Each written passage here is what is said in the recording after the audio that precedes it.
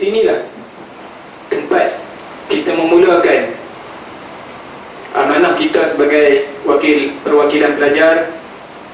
Dan di sini juga lah, di tempat ini juga lah kita bakal menamatkan tanggungjawab kita ataupun tugasan kita sebagai perwakilan pelajar bagi sesi 2012. Jadi harapan untuk yang akan datang ini, insya-Allah segala perancangan yang telah dirancangkan untuk JPP yang akan datang akan terlaksanalah mudah-mudahan untuk kepentingan JPP itu sendiri dan kepentingan keluarga kita. Dan insya-Allah walaupun setelah dibubarkan pada hari ini, dan hari ini adalah hari terakhir kami diberi nama sebagai JPP, namun semangat dan tujuh ajar yang telah kami peroleh selama ini akan kami turunkan kepada barisan pimpinan yang baru, insya-Allah. Kami juga saya ucapkan kepada wakil-wakil pemimpin pelajar ini, kerana mereka ini, Tuan Pengarah, mereka ini berada di tengah-tengah.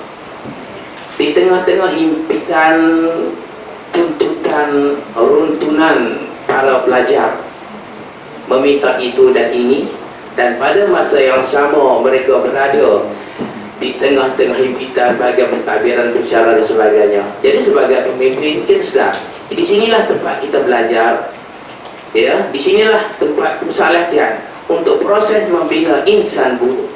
Maknanya proses membina insan guru ini bukan hanya kita keluar pada 4 hari 3 malam saja, selepas itu kita buat sehari dan sebagainya tamat semester 6, tidak.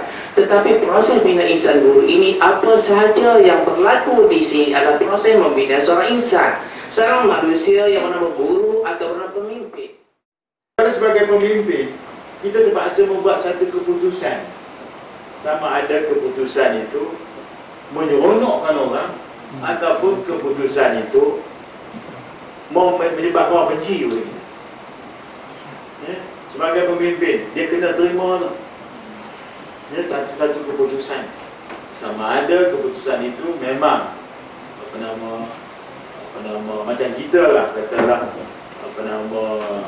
pemimpin pelajar, kadang-kadang keputusan yang kita buat kadang-kadang tidak menyukai pelajar-pelajar lain.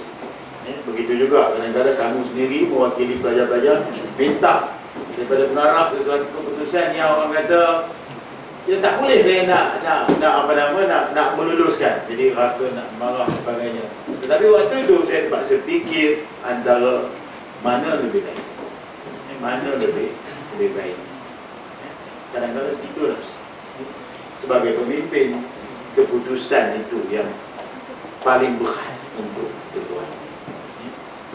Kadang-kadang kita akan hadapi benda ni, dan bila kamu berhadapan dengan situasi ini, bila menjadi seorang cikgu nanti, seorang guru nanti, kita juga berhadapan dengan situasi seperti ini.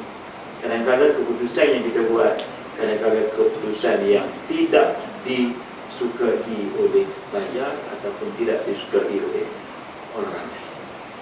Ya. Tapi demi kebaikan masa depan, kita terpaksa membuat satu keputusan. Wujudkan suasana pilihan raya yang sihat, bukannya pilihan raya yang tidak sihat. Pilihan raya yang sihat. Kalau yang tak sihat ni, kata orang kata mengaji, kutuk-mengutuk, itu tak mau, sampai mencetuskan suasana tidak harmoni di kampus kita. Tetapi pilihan raya yang kita nak wujudkan ialah pilihan raya yang sihat. Selepas sahaja selesai pilihan raya, kita berbaik semua. Itu maksudnya. Kita tidak ada rasa dendam dan sebagainya.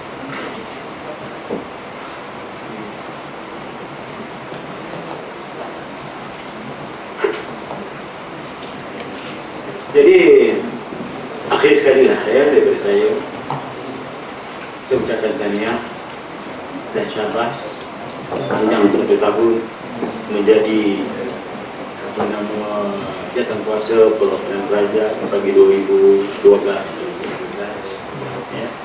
Dan sekiranya anda berminat untuk